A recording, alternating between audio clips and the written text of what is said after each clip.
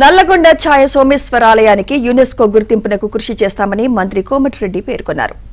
మహాశివరాత్రి పర్వదినం సందర్భంగా నల్లగొండ శివార్లోని పచ్చల సోమేశ్వర ఆలయాల్లో కోమటిరెడ్డి పూజలు నిర్వహించారు.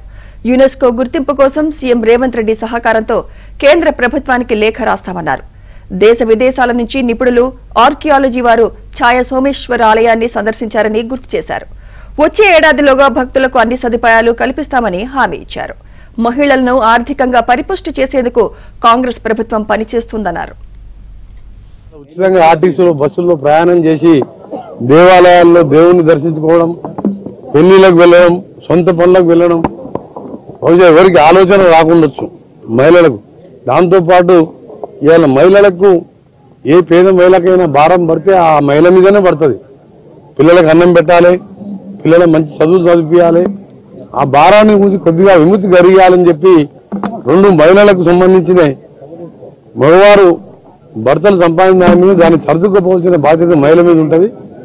ఇవాళ ఎవరికి ఆలోచన రాని విధంగా 200 యూనిట్ల వరకు నెలకు 600-700 రూపాయలు ఇవాళ మహిళలకు భారం తగ్గించే విధంగా కుటుంబంగా ఉచిత కరెంట్ ఇవ్వడం, 1200 రూపాయల గ్యాస్ సిలిండర్ కొనుక్కోవాలంటే ఆ పేద మహిళలు మళ్ళా కళ్ళల్లో నీరు గారుతూ కట్టెల పొయ్యి మీద వంట చేసుకునే పరిస్థితి వచ్చిన పరిస్థితులలో ఈ నెల మన నుంచే 1వ తారీఖు నుంచి 500 రూపాయలకే గ్యాస్ సిలిండర్ ఇచ్చి మహిళా పక్షపాతి ఈ కాంగ్రెస్ ప్రభుత్వం పేదల ప్రభుత్వం అని చెప్పి నిరూపించుకున్నాం. తప్పకుండా రాబో కాలంలో మహిళా సంఘాలని ఆర్థికంగా చేయాలని మేము ప్రతి మీటింగ్ లో కూడా నేను ముఖ్యమంత్రి గారు అందరం ఆలోచిస్తున్నాం.